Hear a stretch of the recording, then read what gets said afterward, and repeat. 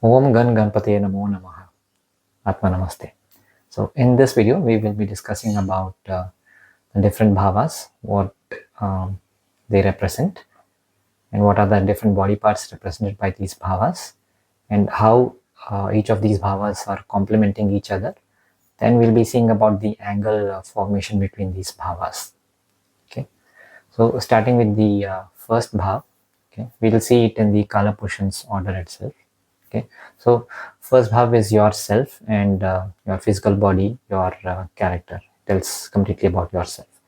Second bhav is about your wealth, your family, your speech, your initial education. So these are all represented by your second house. Third house tells about your desires, your self-effort. It tells about your siblings. It tells about your courage and bravery. Third house also represents unnatural death as well. Okay, and then next comes the fourth house, which is your inner peace, your home.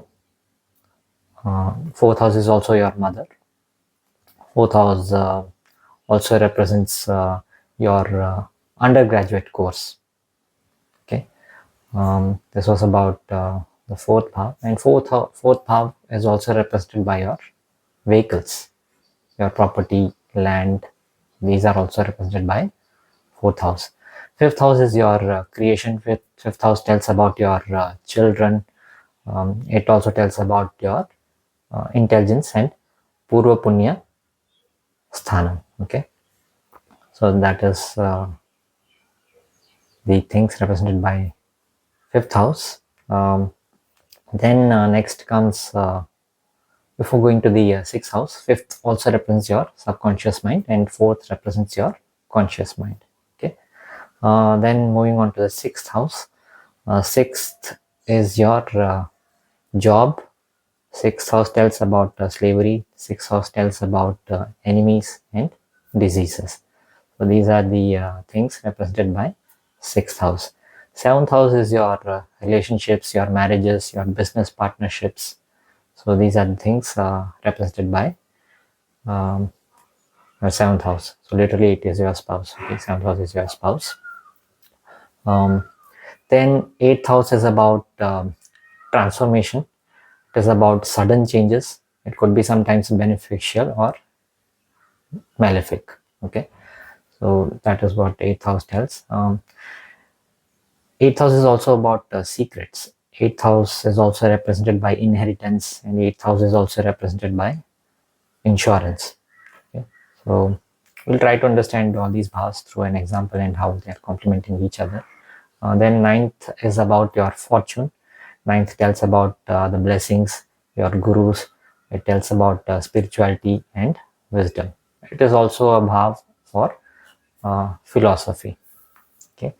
Then 10th bhav or 10th house represents your karma. It represents your fame, your profession. It also represents the activities which you do in the society. Okay, and then your 11th bhav is about the gains and profits. It tells about your fulfillment. It also tells about your childhood friends. In terms of relation, I forgot to tell about the 10th house. So 10th house is your mother-in-law. Okay, and 8th is your in-laws, but 10th is specifically your mother-in-law. Okay. Then we have the 12th house finally, which is your moksha or liberation. So that is represented by 12th house. 12th house also tells about imprisonment sometimes, and 12th house also tells about medical expenses, tells about isolation, tells about sacrifice, it tells about losses, and it also tells about donation. So these are the things represented by your 12th house. Okay, now let's try to understand how each of these bhavas are complementing each other. Okay, so let's take the first and seventh house, meaning first is yourself, and 7th is your spouse. So meaning your soul requires another person to complete yourself, and that is why your spouse is also called as better half. So this was a small explanation about it. That is how your first and 7th house are connected. So in order to feel completely uh, true to yourself, you need your better half. Okay. um, then next comes about the 2nd house and 8th house. So 2nd house is your wealth and family, and 8th house is your sudden changes or sudden losses. So in order to truly feel the strength, you must undergo or willing to take that hit. Only then you will feel your true strength. Meaning, let's say for some reasons there's a natural death occurring in your uh, family or nearby friends. So to cope up with that emotional stress and the financial challenges, only if you have the insurance you will feel secure. So that is what your 8th house is telling. Okay. So next is your 3rd house and the 9th house. So 3rd house tells about self efforts. Okay.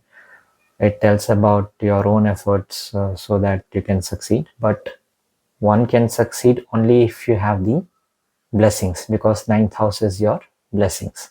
So that is how 3rd house and 9th house are connected. Now comes 4th house and 10th house. 4th house represents your inner peace, and 10th is your career and fame and profession. So only when there is peace inside your home, you can do a better job at your profession. Okay, so that is how the 4th and 10th house are connected. Then next comes the 5th and 11th house. So 5th is your creativity, and 11th is your fulfillment and societal acceptance, recognition, and rewards. So only when you create something useful, you get the acceptance from the society, and it gives you a sense of fulfillment. Okay. Then lastly, you have your 6th house and 12th house. So 6th house is the work you do, the job you do. So once you do the job, you get tired, and at the end of the day, what is happening? You're taking a rest, you're falling asleep, which is your 12th house. So this is how each of these bhavas or houses are connected with each other. Okay, this was a very simple and brief explanation about it, but yes, as and when we go into the other parts of the course, we will have a much more deeper understanding. Okay. Now let's see the different body parts which are represented by each of these houses. Okay. So obviously, first house is your head. Okay. Then 2nd house is your face and all the parts inside it. That is your eyes, mouth, nose, tongue, speech. So these things are represented by your 2nd house. Then comes 3rd house, which is your neck, shoulders, hands, and fingers. And 4th house is your chest, your breasts, heart, lungs. So these are the body parts which are represented by the 4th house. 5th house is your upper abdomen. It is your liver. It tells about your spleen. So these are the things represented by your 5th house. Then next comes 6th house. So 6th house is your stomach. 6th house is your intestines, your lower abdomen, and digestive organs. Okay, so these are the um, parts represented by the 6th house. 7th house is your reproductive organs. It tells about your pelvis and your urinary bladder. Okay, then next is your 8th house. 8th house is your excretory system. Okay, in simple terms, that is what excretory is. Your 8th houses. Then 9th house is your hips, your thighs, and your sciatic nerve. That is your 9th house. 10th is your knees, joints. So these are the things represented by 10th house. And if you see in the previous video, we would have seen how Saturn is representing knees and joints. So 10th house owner is Saturn. You can see the beautiful connection here. Then 11th house is your calves, shins, and ankles. Okay, so these are the body parts which are represented by 11th house. And then finally 12th house is your feet. Okay, these were all the body parts. Now let's moving on to the next part. So what are all the aspects of these bhavas itself? So the sixth house from any house is the opposition, meaning 180 degrees apart. The houses which are 180 degree apart are the houses which give you more challenges. For example, first house and sixth house. First is yourself and sixth is your enemy or disease, which means enemies and disease always give challenges to you, to the self. So this is what the opposition or 180 degree tells about. So if two planets are 180 degrees apart, means there is some sort of a tension or challenge between them. Okay. And then next is the trine formation or the trikona. Let's try to understand it on a whole, like a holistic level.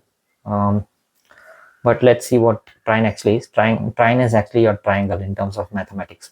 So trine means 120 degrees apart. It is the most stable structure. And in terms of spirituality, it is something which is your higher purpose or one of the aims of the soul. So let's try to understand that. So the first house, fifth house, and ninth house from every house has a different meaning to it. Okay, so there are four names given to it. So the first house, fifth house, and ninth house is your dharam trikona. Second house, sixth house, and 10th house is your earth trikona. Artha means income, money, okay, wealth. Then your next trikona is your third house, seventh house, and 11th house. It's called the kam trikona. Okay. Then your last trikona is the moksha trikona, which is your fourth house, 8th house, and 12th house. Okay, so these are the different trikonas. Now let's try to understand the spiritual meaning about these trikonas. So if you see that your birth chart is not just about planets and houses, it is much beyond that. It is like a map for your soul, what it is here to achieve. Okay, so every soul has these four duties or aims to achieve, you can say like that. Okay, so let's see the dharam trikona. So your soul expresses itself through the talents, which is your soul is your first house. It expresses its talents, fifth house being your talents and intelligence, and then follows a higher purpose, then finally achieves wisdom, which is your ninth house. Okay, only when there is righteousness in your actions, you will have the blessings from the divine power. Then next comes your earth trikona. So Artha Trikona is something which complements your Dharam Trikona. So wealth is there only to complement your righteous actions. So through the second house, through your sixth house, that is your job and your profession, which is your 10th house, you earn wealth, which gets accumulated in your second house. So that is how the Earth Trikona is connected. Okay. Then next is about the Kam Trikona. So every soul desires to be in a relationship, and it wants to have fulfillment through their relationship. So this is what how the third, seventh, and 11th house are connected. Third represents desire, seventh represents relationship, and 11th represents fulfillment. Okay, this was an explanation about Kama Trikona. And then finally, it's your Moksha Trikona. So fourth house represents your emotion, and eighth represents your sufferings. So only when your emotions undergo through a sense of suffering, it will get transformed, because 8th house also represents your transformation. And once it transforms, finally it achieves liberation, which is your 12th house. You finally find freedom. So this is how your trikons are connected. This was a more spiritualistic explanation about the trikons. So these trikons are more like a map for your soul. So this is what every soul is here to experience. Okay. So yeah, this was about the topic for this video. So remaining topic we will cover in the next part of the videos. Thank you.